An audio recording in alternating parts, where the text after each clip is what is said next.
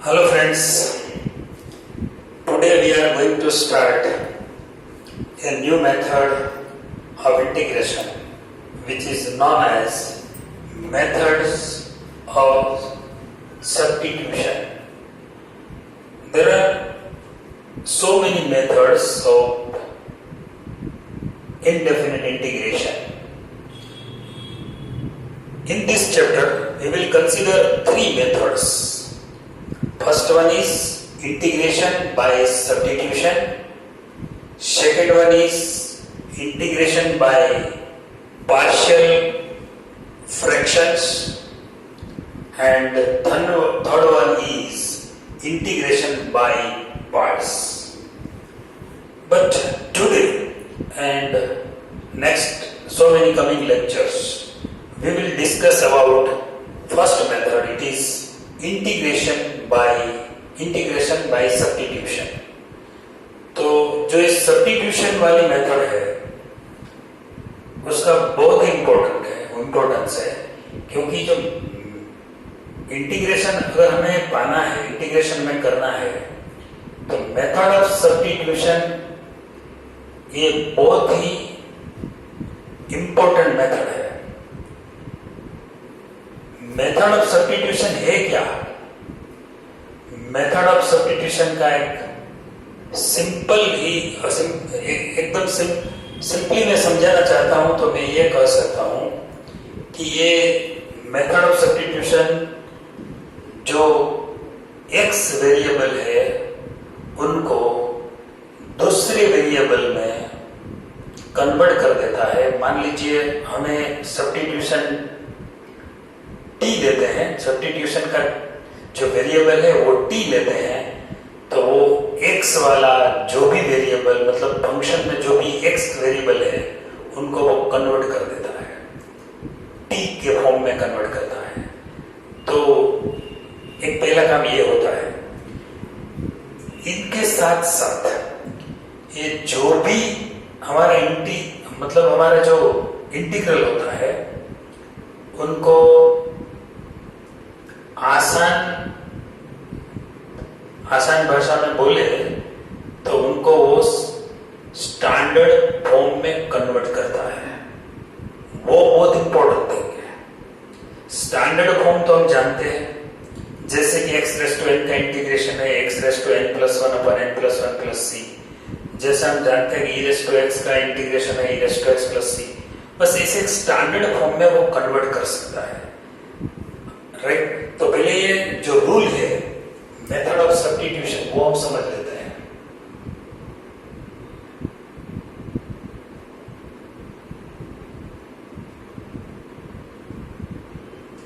ये method of substitution क्या है?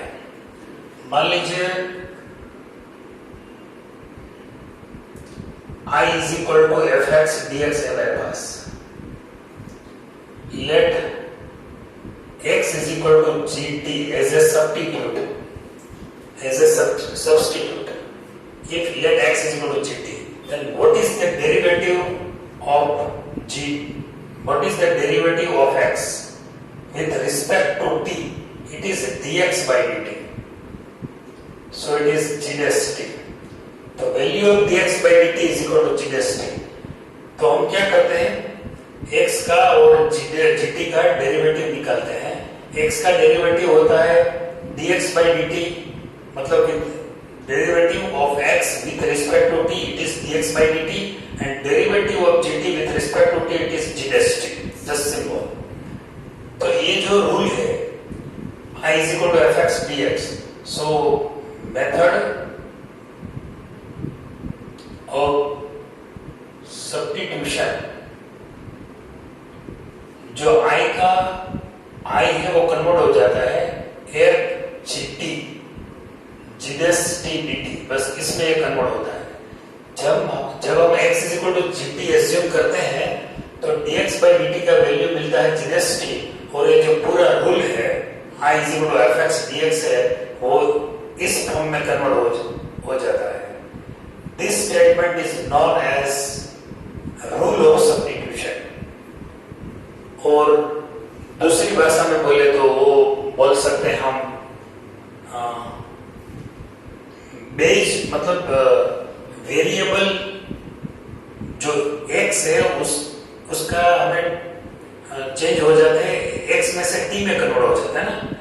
तो ये f gt gdst dt ये दूसरा स्वरूप है I is equal to f x d x का, क्योंकि हमने x is equal to g t यहाँ पर एज्यूम किया है इसलिए। अच्छा, इस रूल में तो कुछ समझ में नहीं आया आपको, क्योंकि ये जब इसकी जो प्रूफ है उसके बारे में हम नहीं जानते हैं। उसकी प्रूफ है वो ये रूल कैसे प्रूव किया उस बात में हम पढ़ते नहीं है, तो इसलिए हमें ये डायरेक्ट तो आपको ये समझ में नहीं आएगा। लेकिन मैं इस रूल है उसका थोड़ा सिंप्लीफिकेशन करूं, I is equal to f, फिर मैं जीटी है उसकी वैल्यू वापस यहां पर रख देता हूं x। अच्छा, जीएसटी का वैल्यू है dx by dt, वो भी यहां पर प्लेस कर देता हूं, राइट। जीएसटी का वैल्यू और dt तो है ही। तो अब आप देख सकते हैं I is equal to f x d x और इस रूल में आपको क्या फर्क नजर आता है। जो ये I is equal to f x d x है वो कन्वर्ट हो जाता है I is equal to f x d x. तो यहां पर भी है, यहां पर भी है, तो क्या दिखता है नया? दूर से आप देखोगे तो आपको यह दिखेगा कि यहाँ dt से डिवाइड किया है और dt से मल्टीप्लाई किया है, ऐसा ही दिखेगा। ऐसा है नहीं, क्योंकि ये प्रूफ में ऐसा नहीं आता। ये तो मैं अनटेक्निकल बात बता रहा हूँ, अनऑफिशियल बता रहा हूँ कि जो मेथड ऑफ सब्स्टिट्यूशन या फिर सब्स्टिट्यूशन का जो रूल है उस रूल में नया कुछ नहीं है। जो भी क्वेश्चन है वो क्वेश्चन वैसे ही लिख देना, एफ एक्स डी एक्स तो एफ एक्स डी एक्स लिख दो, बाद में dx को dt से डिवाइड कर दो और dt से मल्टीप्लाई कर दो, खत्म हो गया rule, right. In this section मतलब जो सब्स्टिट्यूशन वाली मेथड है, in this section we consider x is equal to, मतलब हम क्या लेंगे, x is equal to g t in general. वैसे तो जो सम में जो फंक्शन हमको यहाँ पर प्रोवाइड करेंगे उस हिसाब से, उस फंक्शन की जो भी रिक्वायरमेंट होगी उस हिसाब से हम सब्स्टिट्यूट सिलेक्ट करेंगे। फिर से I is equal to f x d x है, right. I is equal to f x d x है, it is transformed. I is equal to f x d x, it is transformed into another form by changing the independent variable x to t। बस इतना ही होता है, क्योंकि हम x is equal to g t यहां पर substitute लेते हैं इसलिए। अच्छा, तो ये रूल आपको याद रखना है, जो फाइनल है ना ये आपको याद रखना है। This rule is known as method of substitution, rule of substitution। आपको इतना ही याद रखना है, एफ एक्स डी एक्स है तो एफ एक्स डी एक्स फिर से लिख दो, dt से डिवाइड करो और dt से मल्टीप्लाई करो, बस इतना ही आपको याद रखना है। आपको थोड़ा कंफ्यूजन अब तक तो है, लेकिन 2-4 सम हम सॉल्व करेंगे तो पता चल जाएगा कि इनकी जो प्रूफ है उसमें हम नहीं जाते हैं। वैसे ही वो एक कंपोजिशन फॉर्म, मतलब दो फंक्शन का कंपोजिशन है, उस हिसाब से उनको प्रूव किया है।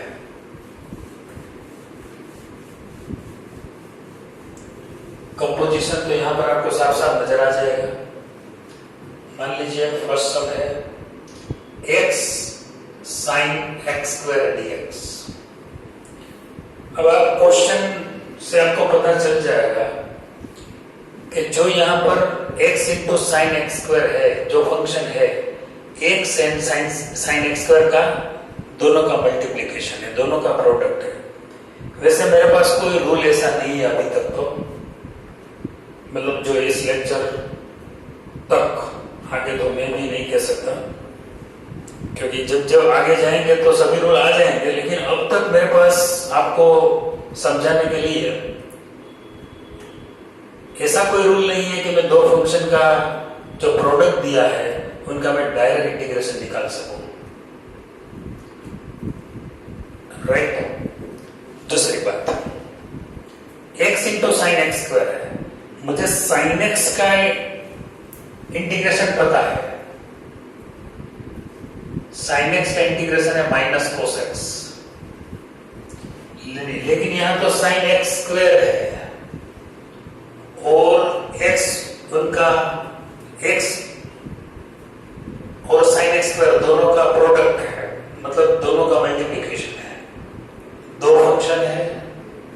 वैसे sine itself is the composite function, ये तो साइन एक्स स्क्वायर है और भी कंपोजिशन ज्यादा हो गया, तो मुझे कुछ ना कुछ तो करना पड़ेगा। तो यहाँ पर जो ये मेथड आज हम समझ रहे हैं उस मेथड का हम यूज करेंगे। मैं यहाँ पर पहले तो आई एज्यूम कर लेता हूं, राइट। अब x square is equal to t substitute लेता हूं, take x square is equal to t as a substitute. अब एक्स स्क्वायर का जो भी मैं सब्स्टिट्यूट जो भी लेता हूं उसका मुझे डेरिवेटिव निकालना है, मतलब dx by dt का वैल्यू फाइंड करना है, क्योंकि मुझे dx by dt की वैल्यू चाहिए। ये जो रूल है इसमें dx by dt आते हैं, तो dx by dt की वैल्यू क्या मिलती है वो मुझे पहले जानना चाहिए। यहाँ एक्स स्क्वायर का डेरिवेटिव होता है with respect to 2x, x square का 2x और x का dx by dt हो जाएगा, t का 1, क्योंकि हम जो डेरिवेटिव यहाँ पर निकालते हैं वो विद रिस्पेक्ट टू t है, तो एक्स स्क्वायर का अगर विद रिस्पेक्ट टू x होता तो एक्स स्क्वायर का 2x ही होता और t का dt by dx होगा, लेकिन मुझे चाहिए dx by dt, that is why I am differentiate it with respect to t।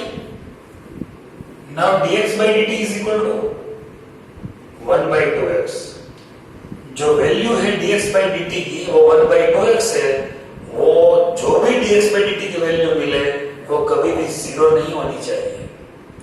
अगर जीरो हो गई तो काम पूरा हो जाएगा, मतलब मार्क्स तो चले गए, बेवकूफ भी बनोगे कि भाई ये क्या है, ऐसा थोड़ा सब्स्टिट्यूट लेना चाहिए कि dx by dt की वैल्यू जीरो हो जाए, ऐसा सब्स्टिट्यूट कभी भी नहीं लेना चाहिए। अगर लिया हो तो भी झड़प से स्पीड से रब करके dx by dt की प्रॉपर वैल्यू यहां पर मिलनी चाहिए।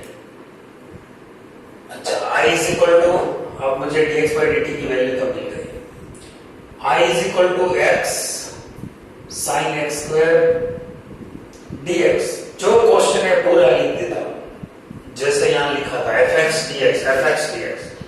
अब सिर्फ थोड़ी सी हरकत करनी है, dt से डिवाइड करो और dt से मल्टीप्लाई करो। एक्चुअली मेथड ऑफ सब्स्टिट्यूशन ये नहीं कह रही, मेथड ऑफ सब्स्टिट्यूशन इस बात की इजाजत नहीं देती, लेकिन किसी को पता नहीं चलता कि ये आपने मेथड ऑफ सब्स्टिट्यूशन लिखा है या फिर dt से डिवाइड किया और dt से मल्टीप्लाई किया, ऐसा किसी को पता नहीं चलेगा अगर आप बोलोगे नहीं तो।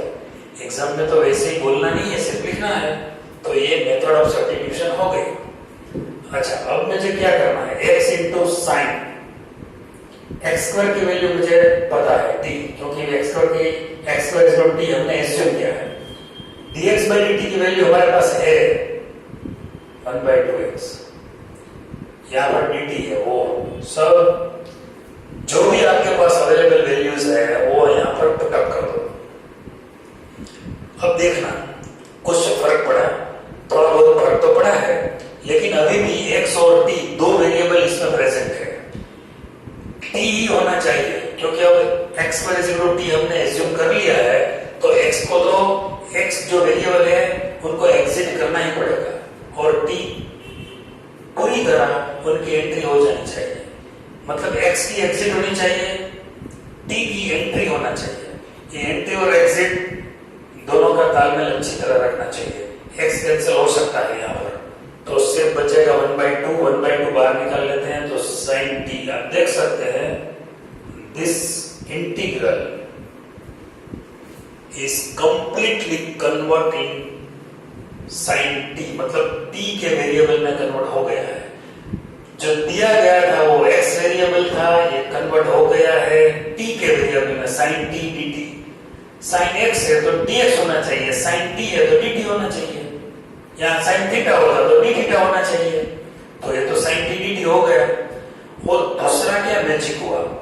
दूसरा ये मैजिक हुआ कि जो ये दिए गए इंटीग्रल है वो स्टैंडर्ड फॉर्म में नहीं थे, लेकिन ये sin t है वो स्टैंडर्ड फॉर्मेट में है। देखो sin x का इंटीग्रेशन माइनस cos x होता है ना, तो sin t का इंटीग्रेशन क्या होगा? वेरिएबल तो t है, दूसरा तो कोई फर्क है नहीं, तो माइनस cos t होगा। अब t की वैल्यू प्लेस कर दो, बात खत्म हो गई। t की value x square plus c। तो डायरेक्टली जिनका हम इंटीग्रेशन नहीं कर पाते थे वो by using method of substitution we can find the integration, right? जो डायरेक्टली हमें नहीं मिल पाते थे वो इस मेथड से मिल सकते हैं, तो ये मेथड बहुत काम की चीज है, राइट? दूसरा क्वेश्चन, x स्क्वायर into e raise to x cube. यहां पर भी x स्क्वायर और e raise to x cube दो फंक्शन का प्रोडक्ट है। इंटीग्रेशन क्या है वो पता नहीं, हमें किसी भी तरह इस इंटीग्रल को स्टैंडर्ड फॉर्म में कन्वर्ट करना पड़ेगा।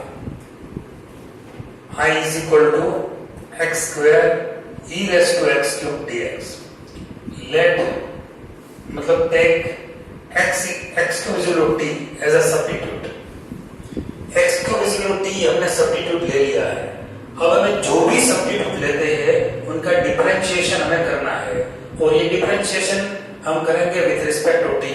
सो 3x क्यूब का होगा 3x स्क्वायर और x का dx by dt, और t का डिफरेंशिएशन होगा 1।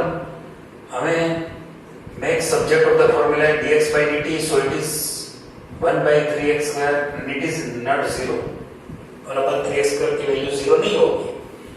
अच्छा, dx by dt की वैल्यू जब आप फाइंड कर सकते हो तो बहुत आसान हो जाता है, क्योंकि आपको और कुछ नहीं करना है। अब क्या करना है? x स्क्वायर क्वेश्चन फिर से लिखना है, dx तक तो बराबर है, अब dt से डिवाइड करो और dt से मल्टीप्लाई करो। ये जो आपने किया है वो आपने रूल ऑफ सब्स्टिट्यूशन लिख दिया है, इसका मार्क मिलता है। रूल ऑफ सब्स्टिट्यूशन जब आप लिख देते हैं तो आप मार्क्स आपका काउंट हो जाता है। वैसे आप कुछ नहीं करते, इसमें dt से डिवाइड करते हैं और dt से मल्टीप्लाई करते हैं, लेकिन ऐसा बोलना मत। अच्छा, x square e raise to t, x cube की वैल्यू dx by dt की वैल्यू हमें फाइंड की है 1/3x स्क्वायर, राइट? यहाँ पर dt है, x स्क्वायर कैंसिल हो सकते हैं, 1/3 e रेज़ टू t हो गया dt। अब चेक कीजिए, पहले जो वेरिएबल था वो x था, वेरिएबल इस x का जो वेरिएबल है वो कन्वर्ट हो गया t में, पूरा e raise to t dt आ गया, जो यहाँ dx था यहाँ पर dt आ गया, और e रेज़ टू t। हमें e रेज़ टू x का तो इंटीग्रेशन पता है ना, e रेज़ टू x ही होता है, तो यहाँ e रेज़ टू t है तो उनका इंटीग्रेशन क्या होगा? e raise to t plus c, और t की वैल्यू हम यहाँ पर प्लेस कर देते हैं, क्या है? x cube. दोस्तों, ये जो रूल ऑफ सब्स्टिट्यूशन है उसका फायदा क्या है? उनकी नीड क्या है? उनकी नीड ये है कि जो भी यहाँ पर हमें इंटीग्रल दिया जाता था वो स्टैंडर्ड फॉर्म में नहीं थे, उनको हम ऐसा सब्स्टिट्यूट इसमें से हमें एज्यूम करना चाहिए कि जब उनको हम जो वेरिएबल जब चेंज होते हैं उनके साथ साथ ये स्टैंडर्ड फॉर्म में कन्वर्ट भी हो जाए। अगर ये स्टैंडर्ड फॉर्म फॉर्मेट में कन्वर्ट नहीं होंगे तब आपको दूसरी बार सब्स्टिट्यूट लेना पड़ेगा। जब तक स्टैंडर्ड फॉर्मेट में मतलब स्टैंडर्ड फॉर्म में कन्वर्ट नहीं होता तब तक हमें कोई ना कोई मेथड से मतलब एक्स क्यूब हमको सब्स्टिट्यूट चेंज करना पड़ता। कभी कभी दूसरी बार भी सब्स्टिट्यूट लेना पड़ता। लेकिन जो एक बार प्रॉपर सब्स्टिट्यूट ले लिया तो ये 100% स्टैंडर्ड फॉर्म में कन्वर्ट हो जाएगा। सब्स्टिट्यूशन कैसे सिलेक्ट करना चाहिए, सब्स्टिट्यूशन कैसे हमें लेना चाहिए, उसका तो कोई रूल नहीं है। हाँ, एक रूल जरूर है। वो रूल ऐसा बोलता है, वो रूल ऐसा कहते हैं कि आप सब्स्टिट्यूट ऐसा पसंद करो, आपकी चॉइस ऐसी होनी चाहिए कि जो भी यहाँ पर इंटीग्रल मिले वो स्टैंडर्ड फॉर्म में कन्वर्ट फॉर्म होना चाहिए। मतलब स्टैंडर्ड फॉर्म में उनका स्टैंडर्ड फॉर्म में दिखना चाहिए। हमारे पास जो 12 है ना स्टैंडर्ड फॉर्म, इसमें कोई ना कोई फॉर्म में कन्वर्ट होना चाहिए बस। तो ये तो कोई रूल तो नहीं हुआ, वो तो हमारी यहाँ पर जो है सेंस काम करती है, मतलब प्रैक्टिस काम करती है कि इस सम में कौन सा सब्स्टिट्यूट लेना चाहिए, वो हमारी सेंस काम करती है।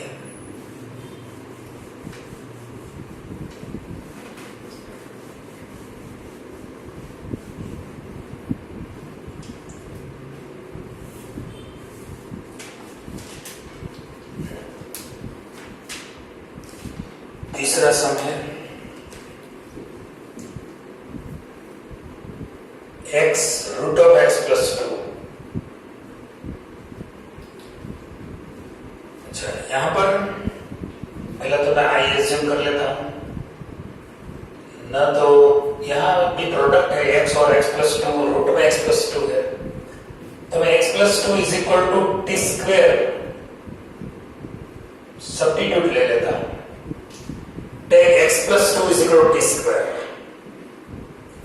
कम से कम स्क्वायर रूट तो यहाँ पर स्क्वायर रूट तो उसका मतलब स्क्वायर रूट तो रिमूव हो सकेगा, कम से कम ऐसा तो होगा ना, इसलिए मैंने टी स्क्वायर लिया। अच्छा, अब मुझे जो भी सब्स्टिट्यूट में लेता हूं उनका मुझे क्या ट्रीटमेंट देना है। जो भी सब्स्टिट्यूट हम लेते हैं उनको पहली ट्रीटमेंट हमें क्या देना है, वो ट्रीटमेंट है डिफरेंशिएशन की। तो differentiate it with respect to t, so dx by dt 2 का डिफरेंशिएशन होगा 0 क्योंकि 2 कांस्टेंट है और t स्क्वायर का होगा 2t। So value of dx by dt is equal to 2t, right. dx by dt की वैल्यू मिल गई। अब I इज इक्वल टू हमें क्या करना है, x root of x plus 2 dx। dt से डिवाइड करो, dt से मल्टीप्लाई करो, राइट। अब x इसका t square x plus 2 is equal to t square, value of dx by dt is equal to 2t और यहां पर dt है। अभी भी x और t दोनों का कॉम्बिनेशन है, यहां पर वो हमें दूर करना चाहिए। x और t दोनों एक साथ दिखते हैं, उनको हम t में ही कन्वर्ट हो जाना चाहिए। x की वैल्यू क्या मिलेगी, यहां पर x की वैल्यू मिलेगी टी स्क्वायर माइनस 2। तो x की वैल्यू यहाँ पर मैं 2 तो बाहर ले लो क्योंकि 2 तो कांस्टेंट है। x की वैल्यू में टी स्क्वायर माइनस 2 यहाँ पर सब्स्टिट्यूट कर दो, मतलब यहाँ पर पुट कर दो, टी स्क्वायर का स्क्वायर रूट t हो जाएगा, ये t तो ऑलरेडी है ही। तो यहाँ पर क्या होगा, I is equal to 2 t square minus 2 into t square होगा। अब 2 t raise to 4 minus 2t square dt, दोनों को मैं सेपरेटली इंटीग्रेशन प्रोवाइड कर देता हूं। t raise to 4 dt minus 2 to 4 t square dt, right. अब मेरे पास फॉर्मूला है x रेज़ टू n अगर है तो मैं x raise to n plus 1 upon n plus 1 plus c तो कर ही सकता हूं। तो x t रेज़ टू 4 है और dt है तो t रेज़ टू 5 होगा अपॉन 5, यहाँ t स्क्वायर है तो t cube by 3 plus c t की वैल्यू अब सब्स्टिट्यूट करना है। t की वैल्यू मुझे मिलेगी t square is equal to x plus 2 है, तो t की वैल्यू क्या होगी? रूट ऑफ x प्लस 2 होगी। तो t की वैल्यू x प्लस 2 रूट में x प्लस 2 1/2, यहाँ पर 5 है ऊपर तो 5/2 हो जाएगा। 4/3 यहाँ x plus 2 raise to square root t is equal to square root of x plus 2, मतलब x प्लस 2 का 1/2, तो यहाँ पर 3/2 प्लस c, तो ये आंसर हो गया।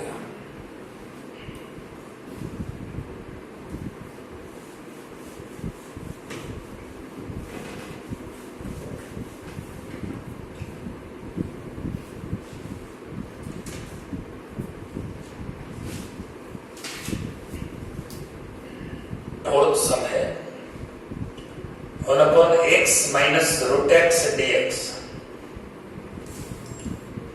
यहां पर i इज इक्वल टू, मैं पहले तो रूट x कॉमन लेता हूं, तो क्या बचेगा? रूट x माइनस 1 बचेगा।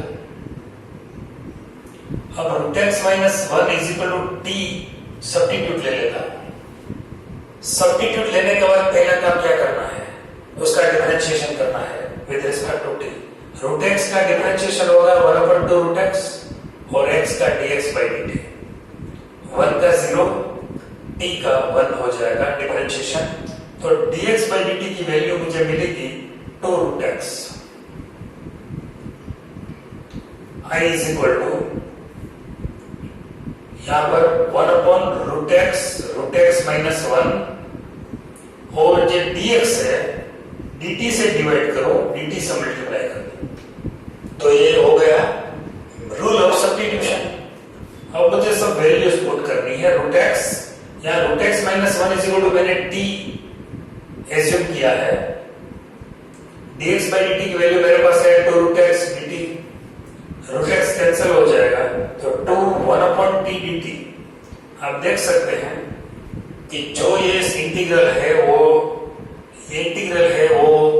एक x के वेरिएबल में थे, उसका ट्रांसफॉर्म हो गया 1 t के वेरिएबल में, कन्वर्ट तो हो गए, और साथ साथ एक बहुत बड़ा बेहतरीन तोहफा हमको दे दिया कि ये 1/x वाला फॉर्मूला हो गया। 1/x है तो इनका डिफरेंशिएशन मतलब इंटीग्रेशन हम जानते हैं log mod x।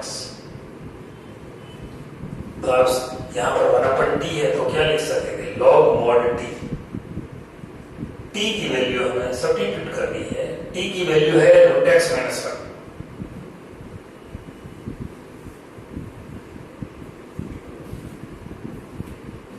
एक और सम ले लेते हैं।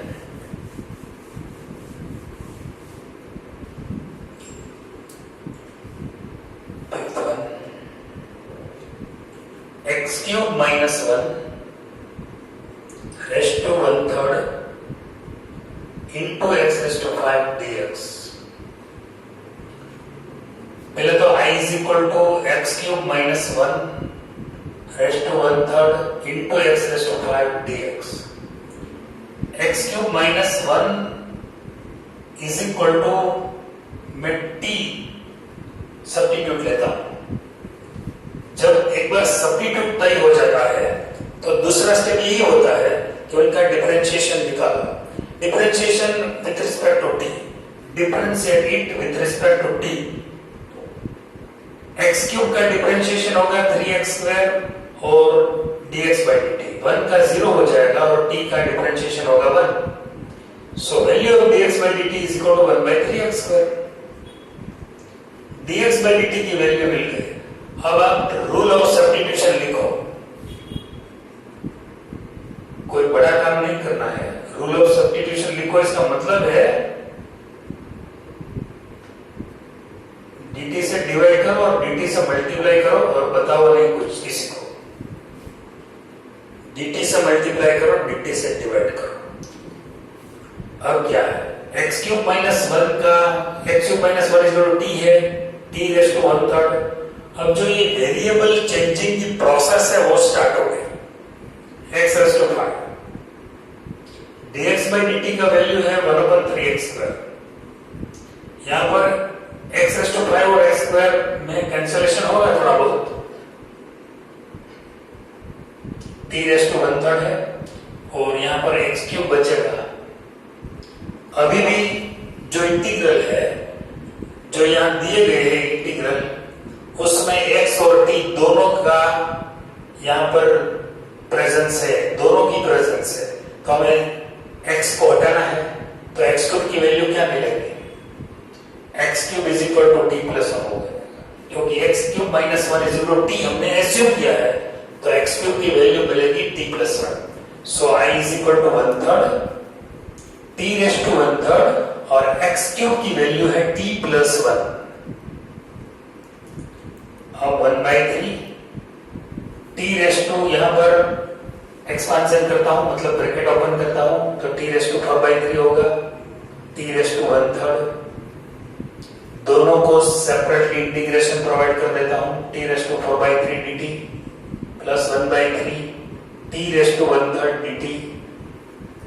अब मुझे इंटीग्रेशन फाइंड करना है, t raise to x raise to n है, तो x raise to n plus 1 upon n plus 1। यहाँ पर t raise to 4/3 plus 1, so 7/3 upon 7/3। यहाँ पर 1/3 t raise to 1/3 plus 1, so 4/3 upon 4/3 plus c। 3 तो cancel हो जाएगा, 1/7 टी रेस टू 7/3, यहाँ पर 1/4 t raise to 4/3 plus c। अब मुझे t की वैल्यू यहाँ पर पुट करना है। What is the value of t? Value of t is x cube minus 1, क्योंकि जो क्वेश्चन है वो तो x के वेरिएबल में है ना, तो आंसर भी x के वेरिएबल में ही आना चाहिए। x cube minus 1 raise to 7/3 plus 1/4 x cube minus 1 raise to 4/3 plus c। So this is the answer। बहुत ही सारे सम मैंने होमवर्क में भी दिए हैं, कोशिश कीजिए।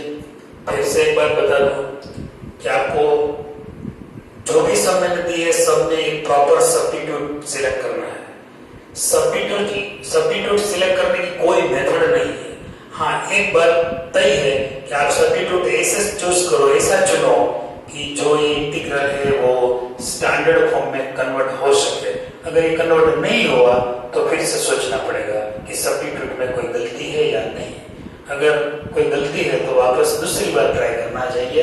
तो इस तरह एक जब सब्स्टिट्यूट प्रॉपर पसंद करने के बाद जब ये स्टैंडर्ड फॉर्मेट में कन्वर्ट हो जाएगा तब जाके आप इंटीग्रेशन फाइंड कर सकते हैं, अदरवाइज नहीं हो सकेंगे। तो आगे जो भी होमवर्क में सम है उनका पूरी तरह ट्राई